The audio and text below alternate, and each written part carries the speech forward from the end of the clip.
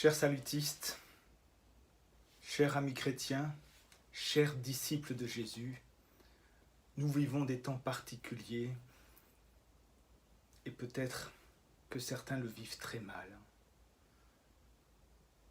Le Seigneur a mis dans mon cœur une parole que j'aimerais vous partager, puisque personnellement, comme je l'ai dit déjà sur Facebook, je crois qu'en tant que chrétiens, nous devons être des témoins dans la manière dont nous vivons l'épreuve, dans la manière dont notre foi nous aide à traverser l'épreuve. Non pas que l'épreuve ne nous fait pas peur, que l'épreuve ne nous fait pas mal.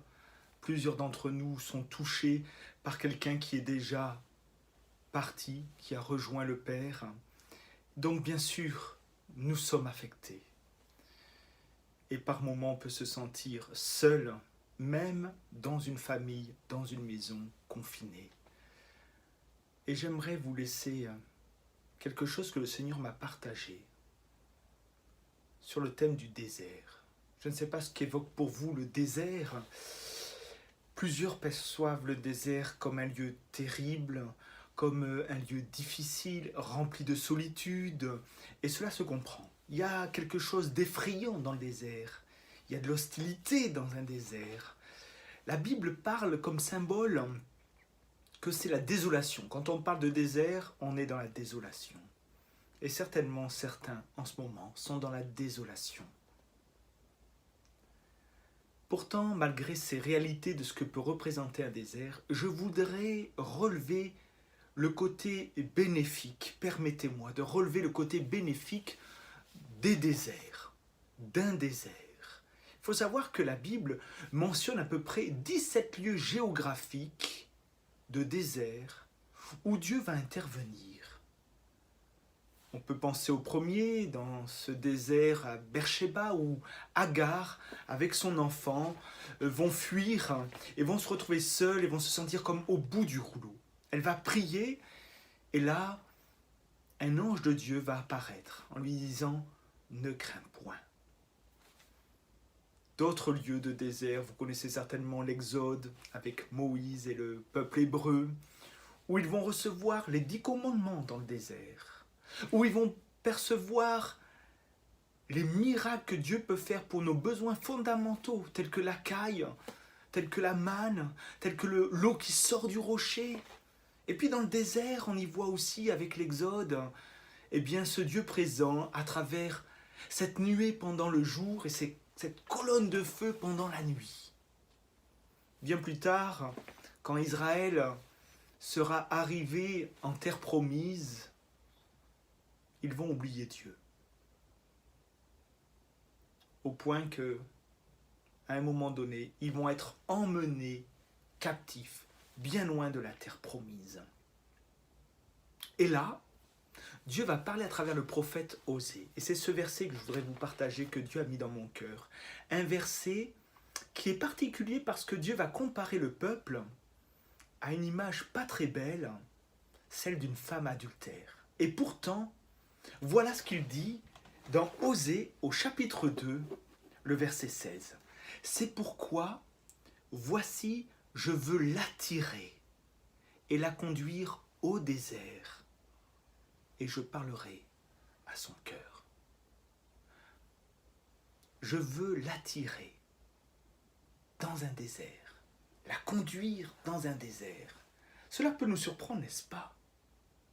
Dieu n'aimerait-il plus son peuple pour l'amener dans un désert, dans le lieu de la désolation, comme si ça ne nous suffit pas ce que l'on vit? Non, il aime son peuple. Il suffit de lire le chapitre 11 de Osée pour voir l'amour inaltérable qu'il a depuis le début, et même encore, malgré leur cœur endurci. En fait, dans ce désert, il veut les prendre à part, avoir un temps, un cœur à cœur avec eux. D'ailleurs, dans le désert, eh bien, nous pouvons y voir ce serviteur que Dieu va envoyer, Jean-Baptiste, dans le désert de Judée, où il prêchera la repentance. On pourrait dire, mais pourquoi il n'est pas allé dans les villes? Son ministère était essentiellement dans les déserts. Et les gens allaient jusque-là. pour l'écouter. Et puis, permettez-moi de vous rappeler que l'Esprit de Dieu emmena même Jésus, le Fils de Dieu, dans le désert afin d'être tenté, pour nous montrer que Jésus, par la puissance de la parole, dans un lieu aride, dans la désolation, dans la tentation, il a vaincu. Et ça, c'est pour nous un message d'encouragement. D'ailleurs, si vous regardez dans l'évangile de Luc, au chapitre 5, le verset 16, eh bien, nous pouvons lire qu'il se retirait dans les déserts et il priait. Un désert. Alors si aujourd'hui, je prenais la parole de Dieu comme un message pour moi, je veux t'attirer au désert et je parlerai à ton cœur. Le désert peut devenir un lieu où l'on rencontre Dieu, où il parle à notre cœur, où il nous façonne pour mieux le servir. C'est là, dans le désert, que Dieu a fermé ma voix.